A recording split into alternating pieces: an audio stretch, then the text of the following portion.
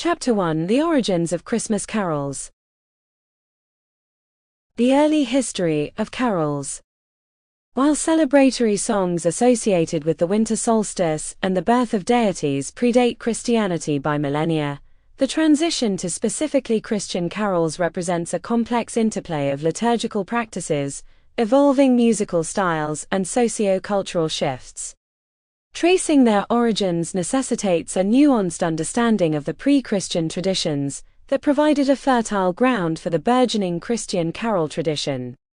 Pagan winter solstice festivals, replete with songs celebrating the return of the sun and the promise of renewed life, offered a pre-existing framework of communal singing and festive celebration readily adaptable to Christian themes. These festivals, often characterized by boisterous revelry, and the incorporation of symbolic imagery associated with fertility and rebirth, provided a rich tapestry of musical and cultural elements that were gradually interwoven with nascent Christian narratives surrounding the birth of Christ.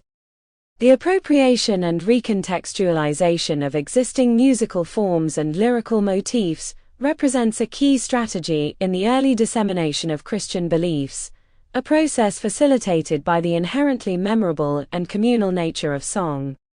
The emergence of early Christian hymnody, itself a gradual evolution from Jewish liturgical practices, laid the groundwork for the distinct style and content of Christmas carols. While early hymns often adhered to a more formal and structured format, reflecting the liturgical setting of church services, the nascent carol tradition began to exhibit a degree of flexibility and informality.